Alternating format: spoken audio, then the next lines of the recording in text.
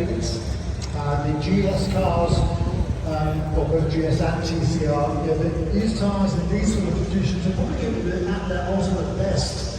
That's 3, 4, 5, something like that. So you really want to get the car up to speed, get the brakes up to temperature, get the tyres up to pressure, and then lay down a fast lap while the tyres are absolutely at their peak. So it's going to be a fascinating qualifying session. We'll see the TCR cars out first, they're 15 minutes, with a short gap, 15 minutes for the GS. Bit of a guy, getting ready to go with some multicoloured cars down on the pit lane. It's the usual thing, 15 minutes sessions. Are you a fan of these short sessions? I love them, John. This is the two cars go out there and just get right on it and grab it by the neck.